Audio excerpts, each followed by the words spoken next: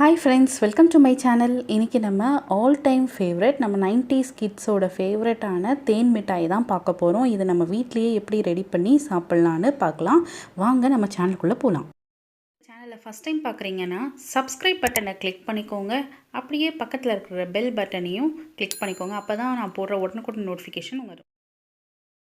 தேன் மிட்டாய் செய்கிறதுக்கு ஃபஸ்ட் நம்ம பாகு ரெடி பண்ணிடலாம். ஸோ நான் 1 கப் அளவுக்கு சர்க்கரை எடுத்திருக்கேன். அதே கப் அளவுக்கு தண்ணி ஊற்றிட்டு நம்ம பாகு ரெடி பண்ண போகிறோம். நான் இப்போ கம்மியாக தான் செஞ்சு காமிக்க போகிறேன் உங்களுக்கு.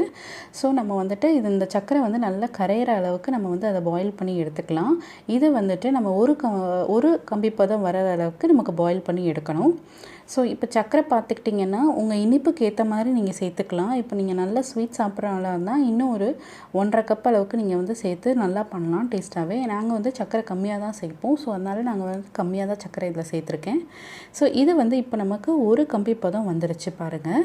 ஸோ இப்படி தொட்டு பார்த்திங்கன்னா உங்களுக்கே தெரியும், ஒரு நூல் மாதிரி இருக்கும். ஸோ இந்த ஒரு கம்பி பதம் வந்த உடனே நம்ம ஒரு 1/2 லெமன் எடுத்து ஸ்குவீஸ் பண்ணி விட்டுக்கலாம். இது எதுக்கு பண்ணுறோம் அப்படின்னா, நம்ம அந்த தேன் மிட்டாய் ரெடி பண்ணுற வரைக்கும் நம்ம அந்த பாகு தண்ணியாகவே இருக்கணுன்றதுக்காக தான் இதை நம்ம பண்ணி வைக்கிறோம். ஸோ இது பண்ணிட்டிங்கன்னா நீங்கள் ஆஃப் பண்ணி வச்சுக்கலாம். இப்போ ஸ்டவ் ஆஃப் பண்ணி மாவு ரெடி பண்ணிடலாம். மாவு நீங்கள் பார்த்தீங்கன்னா இட்லி தோசை ரெடி பண்ணுவோம் இல்லையா, அந்த மாவு தான் நம்ம எடுத்துக்கணும். அது புளிக்காத இப்போ ஃப்ரெஷ்ஷாக அரைச்ச மாவு எடுத்துக்கணும். தண்ணிலாம் ஊற்றக்கூடாது. இட்லி பதத்துக்கு ரெடியாக இருக்கணும்.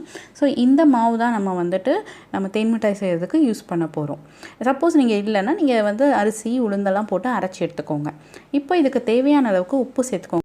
உப்பு நீங்கள் சிட்டிகை போல் தான் சேர்த்துக்கணும். ஜஸ்ட்டு ஒரு ஃப்ளேவர் எடுத்து கொடுக்கறதுக்காக தான் நீங்கள் உப்பு சேர்க்குறீங்க. சேர்த்துட்டு நல்லா அதை கலந்து விட்டுருங்க.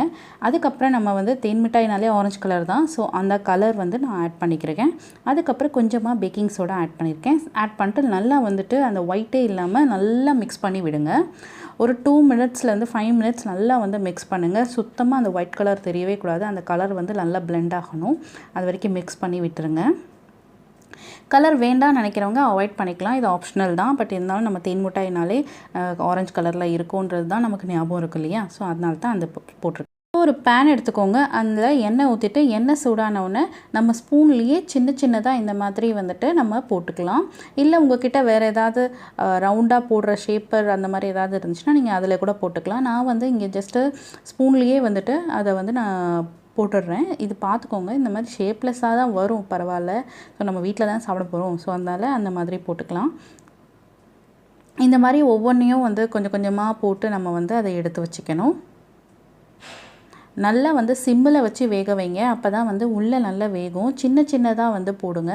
ஏன் அப்படின்னா ரொம்ப பெருசாக இருந்துச்சுன்னா ஜீரா ரொம்ப இழுக்க ஆரம்பிக்கும். ஸோ சின்னதாக போட்டுக்கோங்க. அப்போ தான் நல்லாயிருக்கும். நல்லா ஒரு ப்ரௌனிஷ் கலரில் வருது பாருங்கள். இப்போ வந்ததுக்கப்புறமா நம்ம அதை எடுத்துட்டு நம்ம அந்த ஜீராவில் தான் போட்டு வைக்கணும். இங்கே நீங்கள் செய்ய அது ஜீராவில் போட்டு வச்சிட்டிங்கன்னா அது பாட்டுக்கு ஊறிட்டே இருக்கும். இப்போ நம்ம பாருங்கள் எல்லாமே செஞ்சு முடிச்சிட்டோம். இப்போ இதில் 2 மணி நேரம் கழித்து நம்ம இது எப்படி இருக்குன்னு பார்க்கலாம்.